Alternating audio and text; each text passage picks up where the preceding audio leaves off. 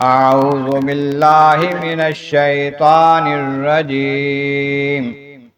بسم الله الرحمن الرحيم. قالت يا ويلتى أألد وأنا عجوز وهذا بعلي شيخا إن هذا لشيء عجيب. قالوا أتعجبين من أمر الله رحمة الله وبركاته عليكم أهل البيت إنه حميد مجيد. فلما ذهب عن إبراهيم الروع وجاءته البشرى يجادلنا في قوم لوط إن إبراهيم لحليم أواه منيب. صدق اللہ العظیم.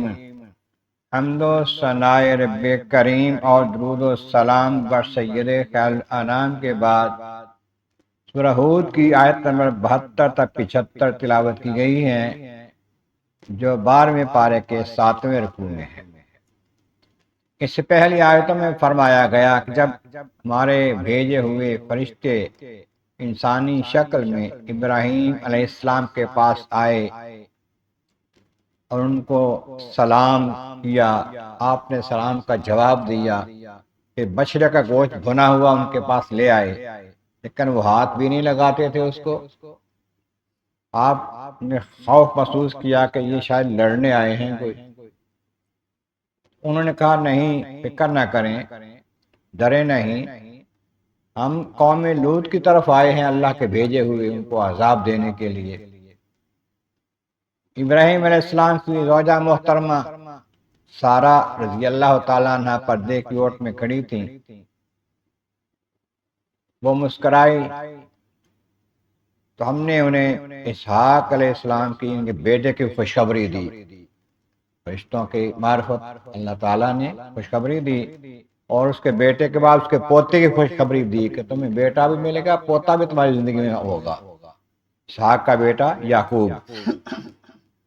اور فرمایا کہ قال یا ویلتى اعلد وانا عجوز، کہنے لگی افسوس کی بات ہے، حیرانگی کی بات ہے اتنی کہ میں تو اب بہت بوڑھی ہو چکی ہوں، 100 سال کے قریب عمر ہے، بعض روایتیں 99 سال ہے، اور میں عجوز ہوں، اس قابل تو نہیں ہوں کہ میرے ہاں بیٹا ہو۔ فہذا بالی شیخا، اور یہ میرے جو صاحب ہیں، میرے شوہر، یہ بھی بڑی عمر کے، 100 سال سے زیادہ عمر ہو گئی ہے۔ ایک روایت میں ہے کہ 120 سال عمر ان کی تھی ابراہیم علیہ السلام کی اس وقت۔ اب ہمیں کیسے اولاد ملے گی، بیٹے ملیں گے؟ ان ھذا لشیء عجیب، یہ تو بڑی عجیب سی خوشخبری سنائی ہے تم نے۔ قالوا اتعجبین من امر اللہ، اس سے کہنے لگے بی بی اللہ تعالیٰ کے امر سے، اس کے حکم سے، اس کے طاقت سے، اس کے قدرت سے تم حیران ہوتی ہو، تعجب کرتی ہو، جو چاہے نہیں کر سکتا۔ رحمت اللہ وبرکاتہ علیکم اہل البیت، اے نبی کے گھر والو، تم پر اللہ کی بڑی رحمتیں ہیں، بڑی برکتیں ہیں۔ نبی کے گھر میں ہو تم اہل بیت میں سے ہو، بیوی صاحبہ۔ اس پتہ چلتا ہے کہ بیوی جو ہے اہل بیت میں شامل ہوتی ہے۔ انہ حمید مجید، وہ پروردگار جو یہ نعمت تم کو دینے والا ہے، بڑی خوبیوں والا ہے، بڑی عزت عظمت والا ہے، بڑی شان والا ہے۔ اور جب یہ خوشخبری دی گئی اور ابراہیم علیہ السلام کو جو خطرہ تھا، محسوس ہو رہا تھا کہ یہ اجنبی لوگ ہیں، یہ کچھ کھا پی نہیں رہے، وہ خطرہ ٹل گیا اور خوشخبری مل گئی بیٹے کی، پوتے کی۔ یادنا فی قوم لوط، پھر لوط علیہ السلام کی قوم کے بارے میں ہم سے جھگڑنے لگے، بحث کرنے لگے کہ ان کو نہ تباہ کیا جائے، قوم لوط پر عذاب نہ لایا جائے، ان کو نہ برباد کیا جائے، کیونکہ اس میں کچھ لوگ ایسے بھی ہیں جو ایمان والے ہیں۔ اس میں لوط علیہ السلام ابراہیم علیہ السلام کے کزن ہیں، ایک روایت میں بھتیجے ہیں ان کے، تو وہ نبی بھی ہیں، ان کے گھر میں بھی ایمان والے ہیں، تو ان پر عذاب نہ آئے۔ اس میں بحث کر رہے فرشتوں کے ساتھ بات ہوئی کہ اگر 50 لوگ ہوں گے قوم میں ایمان والے تو برباد کر دو گے قوم کو؟ کہا نہیں۔ 40 ہوں گے کر دو گے؟ نہیں۔ 10 ہوں گے کر دو گے؟ نہیں۔ ایک ہوگا تو پھر بھی نہیں کریں گے۔ لیکن ان کو بچا لیں گے۔ ہمیں پتہ ہے کہ لوط علیہ السلام اور ان کے گھر والے ایمان والے ہیں، سوائے ان کی بیوی کے، وہ رہ جانے والوں کے ساتھ ہوگی۔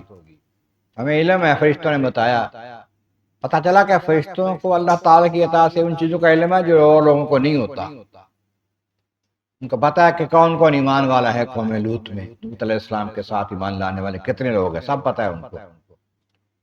تو ابراہیم علیہ السلام بحث کر رہے کہ قوم کو برباد نہ کیا جائے، اس میں ایمان والے موجود ہیں۔ کیوں؟ ان ابراہیم حلیم، ابراہیم بہت حلم والے، تحمل والے، بردبار ہیں، اواہ، آہیں بھرنے والے ہیں اللہ کی بارگاہ میں، منیب اور رجوع کرنے والے ہیں، اللہ کی طرف رجوع کرنے والے، توجہ کرنے والے ہیں۔